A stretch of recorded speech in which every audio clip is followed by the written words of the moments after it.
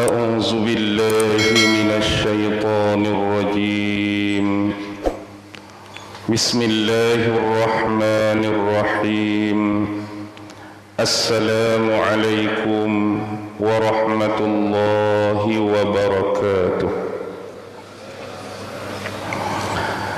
الحمد لله رب العالمين وبه نستعين على أمور الدنيا والدين والصلاة والسلام على أشرف الأنبياء والمرسلين وعلى آله وصحبه أجمعين سبحانك لا علم لنا إلا ما علمتنا إنك أنت العليم الحكيم قال رب اشرح لي صدري ويسر لي أمري واحلل عقدة من لساني يفقه قولي اللهم يسر ولا تعسر اللهم صل على سيدنا محمد وعلى آله وصحبه وسلم ولا حول ولا قوة إلا بالله العلي العظيم أما بعد Alhamdulillah, syukur kehadrat Allah subhanahu wa ta'ala kerana dengan limpah kurnia, rahmat, kasih sayang dan inayah daripada Allah subhanahu wa ta'ala. Alhamdulillah, pada malam ini kita sekali lagi sama-sama dapat dipertemukan oleh Allah dan ditempatkan oleh Allah pada sebaik-baik tempat di rumahnya di masjid ini. Alhamdulillah, mudah-mudahan Allah jualah yang menempatkan kita juga pada sebaik-baik tempat di akhirat kelak di sisinya, insya-Allah.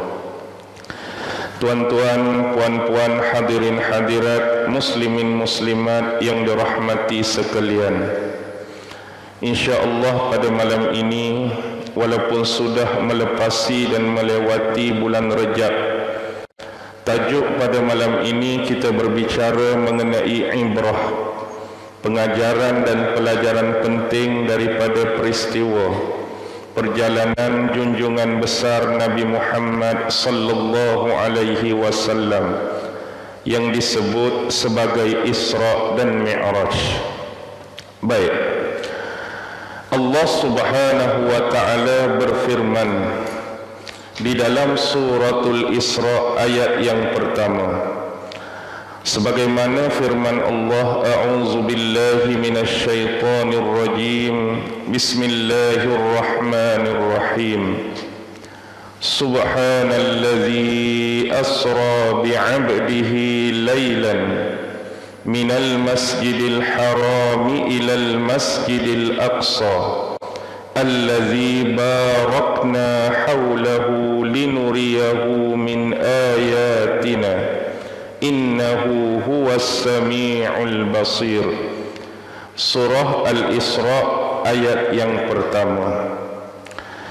Apabila kita meneliti surah ini, surah Al-Isra adalah merupakan surah yang ke-17 mengikut tertib susunan surah-surah di dalam Al-Quran. Dan surah ini juga adalah pemula kepada 7 surah-surah musabbihat.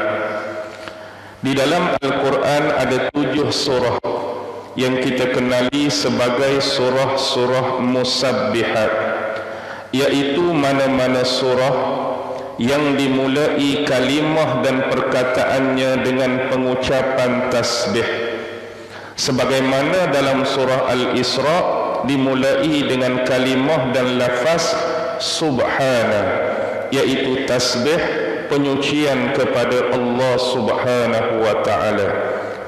Kemudian ada pengucapan tasbih ini di dalam surah Al-Hadid, surah besi, sabbaha lillah. Kemudian ada dalam surah Al-Hasyr, sabbaha lillah. Kemudian ada dalam surah As-Saff, sabbaha lillah. Kemudian ada dalam surah Al-Jum'ah, yusabbihu lillah. Surah At-Taghabun, yusabbihu lillah. Dan terakhir surah Al-A'la, sabbihisma rabbikal a'la. Inilah 7 surah yang dikenali di dalam Al-Quran sebagai surah-surah musabbihat, yang mana dimulai dengan pengucapan tasbih kepada Allah. Surah Al-Isra sebagaimana yang disepakati adalah merupakan surah Makkiyah, yaitu satu surah yang diturunkan kepada junjungan besar Nabi Muhammad sallallahu alaihi wasallam di bumi Mekah. Walau bagaimanapun surah ini tidak sunyi daripada pandangan dan perselisihan pendapat di kalangan ulama. Di dalam menyebutkan beberapa ayat di dalam surah ini termasuk di dalam ayat-ayat Madaniyah. Ya, secara umum surah ini adalah surah Makkiyah.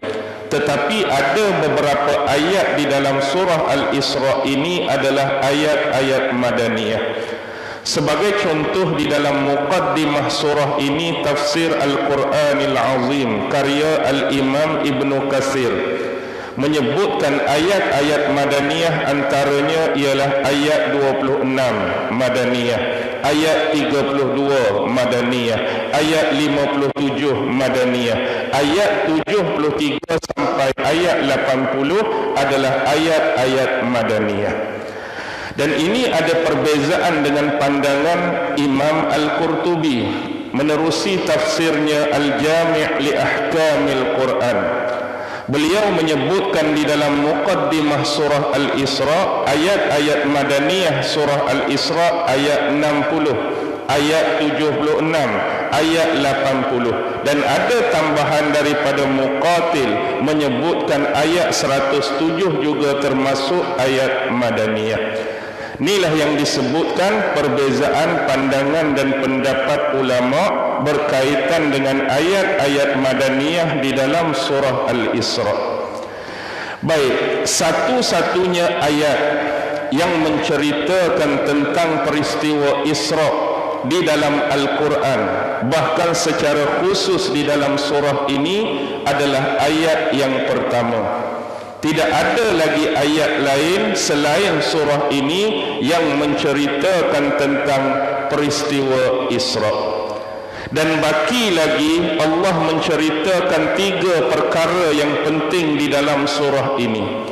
Sama-samalah kita mengambil faedah dan pengajaran.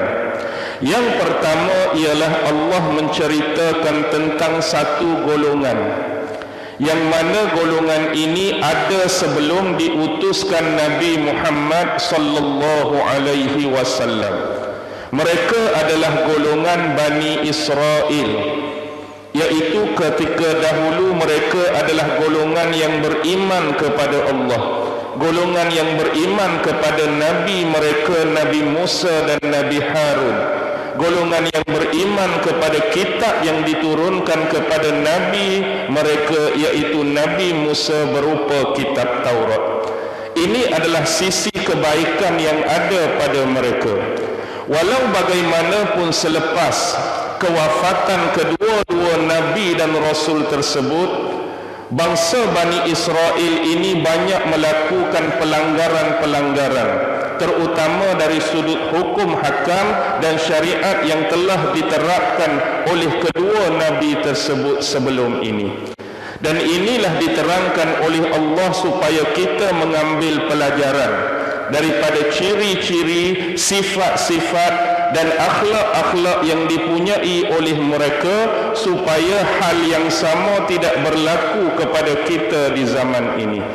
Itu yang pertama. Sebab tu surah Al-Isra, nama lain bagi dia ialah surah Bani Israel. Kalau tuan-tuan belajar tentang ilmu ulumul Quran, selain nama dia surah Al-Isra, nama dia ialah surah Bani Israel. Dan ini biasa pada sebahagian nama-nama surah yang ada punyai 2 nama. Sebagai contoh surah sebelum ni, sebelum surah Al-Isra surah Lebah An-Nahlu. Nama lain bagi surah Lebah ialah An-Ni'am, iaitu nikmat-nikmat daripada Allah. Contoh lagi surah Ghafir. Nama lain bagi surah Ghafir ialah surah Al-Mu'min. Jadi kena reti dan pandai beza di antara Al-Mu'minun dengan Mu'min. Kalau jumpa Mu'min saja, tu merujuk surah Ghafir. Kita ada surah Taubah, selain tu nama dia surah Al-Bara'ah. Itu sebagai contoh surah-surah yang mempunyai dua nama.